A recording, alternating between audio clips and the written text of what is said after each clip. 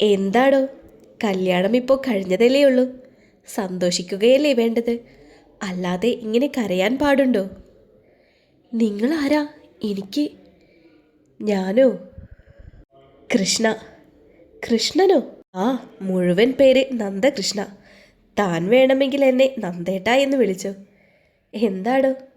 ഏയ്, ഒന്നുമില്ല. ഒന്നുമില്ലേ? എനിക്ക് കുറച്ച് ധൃതിയുണ്ട്, ഞാനങ്ങോട്ട്. നന്ദനെ ശ്രദ്ധിക്കാതെ അമ്പലത്തിന് പുറത്തേക്ക് നടന്നു. ഒരു നിമിഷം നിന്ന ശേഷം അവളൊന്ന് തിരിഞ്ഞു നോക്കി.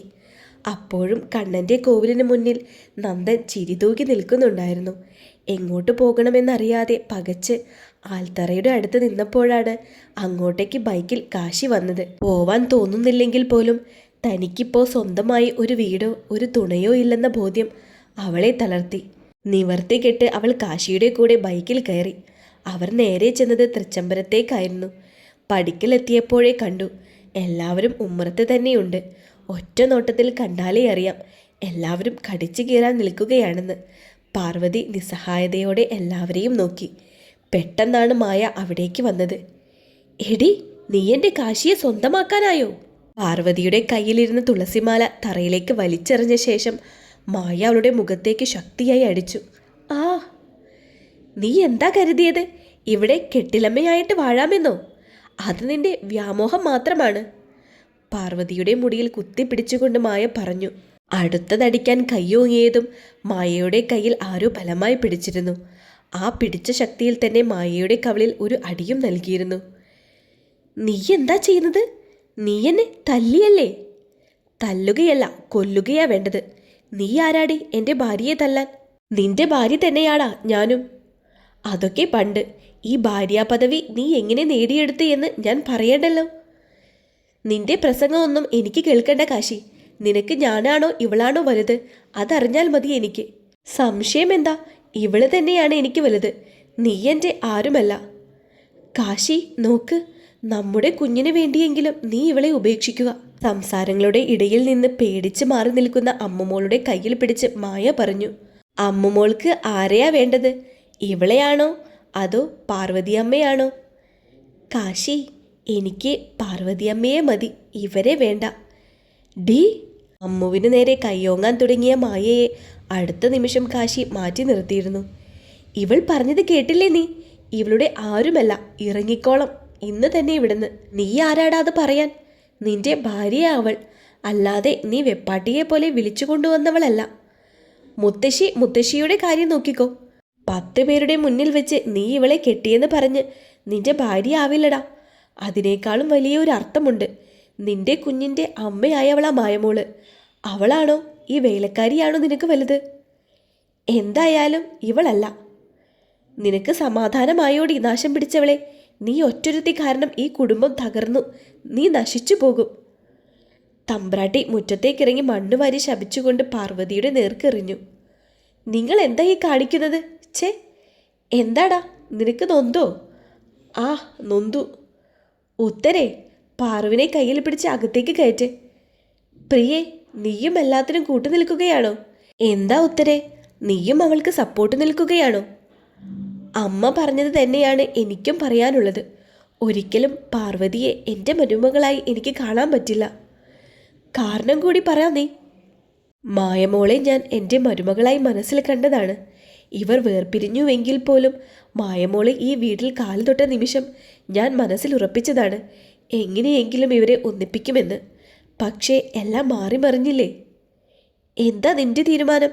ഇവളെ അകത്തേക്ക് കയറ്റില്ലേ? എന്നെക്കൊണ്ട് പറ്റില്ല. അമ്മ തന്നെ മകൻ്റെ പെണ്ണിനെ വീട്ടിൽ കൈപ്പിടിച്ച് കയറ്റണമെന്നില്ല കാശി. ആ, അവളുടെ കൈപ്പിടിച്ച് വാ. കാശി പാർവതിയുടെ കയ്യിൽ ഇറുക്കി പിടിച്ചു. ഇത് കണ്ട് മായ ഒരു ഭാഗത്ത് നിന്ന് ഞെരിപിരി കൊണ്ടു.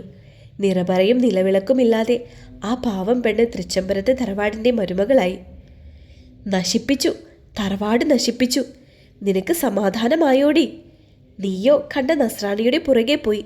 ഇപ്പോൾ ഒരു തന്തയില്ലാത്തവളെയും കൂടി വിളിച്ച് ഇവിടെ കയറ്റി. അമ്മേ, മര്യാദക്ക് സംസാരിക്കണം. എന്ത് മര്യാദക്ക് സംസാരിക്കണം? നീ ഇപ്പോൾ ഈ വീട്ടിൽ കയറി കൂടിയിരിക്കുന്നത് ഞങ്ങളുടെ സ്വത്ത് കണ്ടിട്ടല്ലേ? ആ ആ, അത് കൊള്ളാം.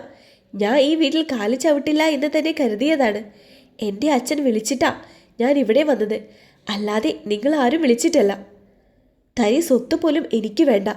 ഇതിൻ്റെ ഇരട്ടിയുടെ ഇരട്ടി എൻ്റെ കെട്ടിയവൻ ഇവിടെ അങ്ങ് ബാംഗ്ലൂരിൽ ഉണ്ടാക്കിയിട്ടുണ്ട്. നിങ്ങൾ ഈ തന്തയില്ലാത്തവളെന്ന് വിളിച്ച പെണ്ണുണ്ടല്ലോ, എൻ്റെ പൊന്നമ്മേ, നിങ്ങൾക്ക് ബോധമില്ലേ? തന്തയില്ലാതെ ഏതെങ്കിലും കൊച്ചുങ്ങൾ ജനിക്കുമോ? എടി, നീ അധികം സംസാരിക്കണ്ട. സംസാരിക്കുന്നില്ല, പക്ഷേ നിങ്ങളിപ്പോൾ തലയിൽ കയറ്റി വെച്ചിരിക്കുന്നവളുണ്ടല്ലോ, അവളുടെ സ്വഭാവം എന്താണെന്ന് താമസിയാതെ നിങ്ങൾ അറിയും. മുത്തശ്ശി, പ്രിയ പറഞ്ഞത് കേട്ടോ? മോൾ അതൊന്നും ശ്രദ്ധിക്കണ്ട. മോള് മുത്തശ്ശിയുടെ കൂടെ വാ. മായയും കൂട്ടി തമ്പ്രാട്ടി അകത്തേക്ക് നടന്നു. കൂടെ ഉത്തരയും. പ്രിയ പാർവതിയെയും കൂട്ടി കാശിയുടെ മുറിയിലേക്ക് നടന്നിരുന്നു.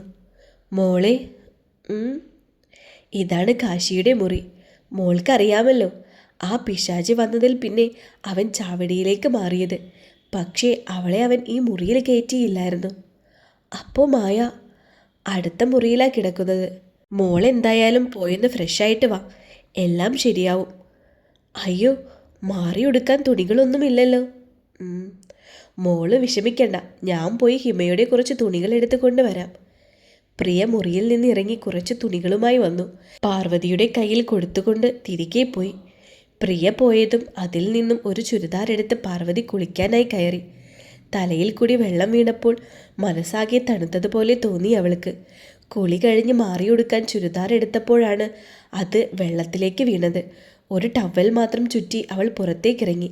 അപ്പോഴാണ് ഷർട്ടൂരി വേസ്റ്റ് കൊട്ടയിലേക്ക് ഇടുന്ന കാശിയെ അവൾ കണ്ടത്. കാശിയെ കണ്ടതും അവളൊന്ന് ഞെട്ടി.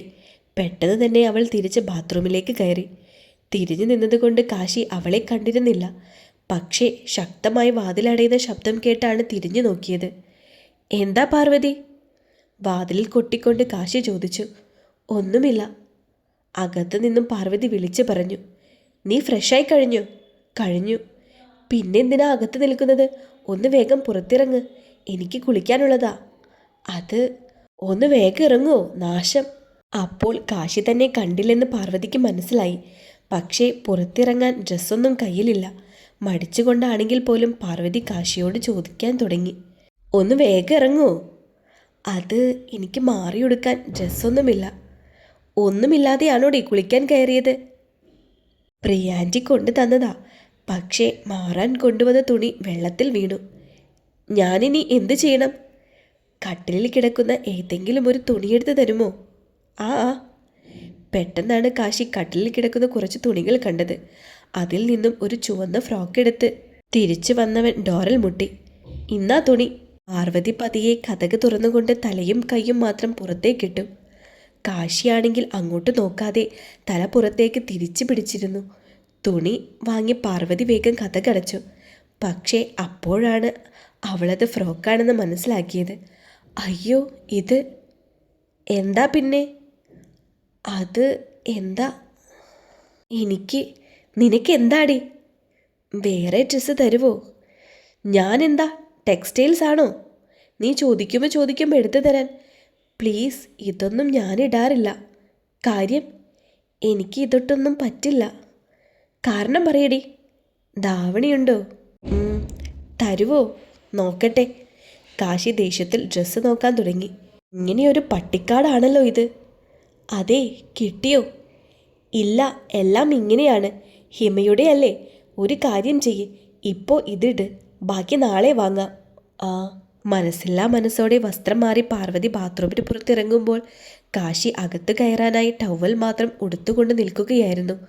അവൾ പുറത്തിറങ്ങിയതും ഒട്ടും താമസിക്കാതെ കാശി അകത്ത് കയറി. ആ ഡ്രസ്സ് ഇട്ടുകൊണ്ട് പുറത്തു പോകാനൊട്ടും പാർവതിക്ക് മനസ്സില്ലായിരുന്നു. അല്പസമയത്തിനകം കാശി പുറത്തിറങ്ങി. ഒരു ടവൽ മാത്രമായിരുന്നു അപ്പോഴും അവൻ ഉടുത്തിരുന്നത്. പാർവതിയെ അപ്പോൾ അവിടെ കണ്ട് കാശിക്കാകെ ആശ്ചര്യമായി. നീ? അതെ. പോയില്ലേ? എനിക്ക് എന്താ? ഒന്ന് വേഗം പറ, എനിക്ക് ഡ്രസ്സ് മാറണം. ഇതിട്ടോണ്ട് ഞാനെങ്ങനെ പുറത്തു പോകും? ശരീരമെല്ലാം മറഞ്ഞു കിടക്കുന്നുണ്ടല്ലോ, പിന്നെന്താ? പക്ഷേ ഒന്നുമില്ല, നീ പൊക്കോ, ഞാൻ ഡ്രസ്സൊന്ന് മാറട്ടെ. ആ. പുറത്തേക്ക് പോകാൻ തുടങ്ങിയ പാർവതി കാശിയുടെ വിളി കേട്ട് നിന്നു. മായ പലതും പറയാൻ വരും, നീയത് മൈൻഡ് ചെയ്യാൻ നിൽക്കണ്ട. ഉവ്. എന്ത് പറഞ്ഞാലും അതിൻ്റെ ഇരട്ടി തിരിച്ചു പറഞ്ഞു. ഉവ്. നീ എന്തായാലും അടുക്കളയിലേക്ക് ചെല്ലേ. അവിടെ അമ്മ ഒരു അംഗത്തിന് നിൽക്കുകയായിരിക്കും. മാനേജ് ചെയ്തോ, കേട്ടല്ലോ? ഉവ് ഡി. പെട്ടെന്നാണ് പുറത്തേക്ക് പോകാൻ തുടങ്ങിയ പാർവതിയെ കാശി പിടിച്ച് തന്നിലേക്ക് ചേർത്ത് നിർത്തി അവളെയും കൊണ്ട് കട്ടിലിലേക്ക് വീണത്. അവളുടെ മുഖമാകെ ഒഴുകി നടന്ന അവൻ്റെ ചുണ്ടുകൾ അവസാനം എത്തി നിന്നത് കഴുത്തിലായിരുന്നു. അവനെ തള്ളി മാറ്റാൻ പാർവതി ശ്രമിക്കുന്നുണ്ടായിരുന്നെങ്കിൽ പോലും അവൻ്റെ കൈക്കരുത്തിന് മുന്നിൽ അവൾക്ക് പിടിച്ചു നിൽക്കാൻ പറ്റുന്നുണ്ടായിരുന്നില്ല. അല്പസമയം അങ്ങനെ തന്നെ കിടന്നുപോയി. കാശി പതിയെ അവളിൽ നിന്ന് തലയുയർത്തി അകന്നു മാറി വാതിലിൻ്റെ അടുത്തേക്ക് നോക്കി. പിന്നെയൊന്ന് ചിരിച്ചുകൊണ്ട് പാർവതിയെ നോക്കി. പേടിച്ചു പോയല്ലേ? പേടിക്കണ്ട, ആ ശവം മായ അവിടെ നിൽപ്പുണ്ടായിരുന്നു. ഉവ്. ഇടയ്ക്ക് ഉവ് എന്ന് പറയണ്ട കേട്ടോ. ഉവ് ഡി. സോറി. പാർവതി മുറിക്ക് പുറത്തിറങ്ങിയതും കാശി വാതിലടച്ച് കുറ്റിയിട്ടു. പാർവതി നേരെ പോയത് അടുക്കളയിലേക്കായിരുന്നു. അവിടെ ഉത്തരയോടൊപ്പം മായയും ഉണ്ടായിരുന്നു. കണ്ടാലേ അറിയാം, ആള് കരയുകയാണ്. എന്തൊക്കെയോ കൂടെ കൂടെ ഉത്തരയ്ക്ക് പറഞ്ഞു കൊടുക്കുന്നുണ്ട്. കാശി പറഞ്ഞത് സത്യമാണെന്ന് അപ്പോഴാണ് അവൾക്ക് മനസ്സിലായത്. പാർവതി അടുത്ത് വന്നതും ഉത്തര തിരിഞ്ഞു നോക്കി. അവളുടെ വസ്ത്രം കണ്ട് ഉത്തര ആദ്യമൊന്ന് സ്തംഭിച്ചു എങ്കിലും ഒന്നുകൂടി നോക്കിക്കൊണ്ട് തൻ്റെ ജോലികളിൽ മുഴുകി. കണ്ടോ അവൾ വന്നു നിൽക്കുന്നത്? നിനക്ക് സമാധാനമായോടി എൻ്റെ കാശിയെ തട്ടിയെടുത്തപ്പോൾ? ചേച്ചി, അനാവശ്യം പറയരുത്. ഞാനാണോ ദുഷ്ടേ അനാവശ്യം പറഞ്ഞത്? നീ കാണിച്ചത് അതല്ലേ?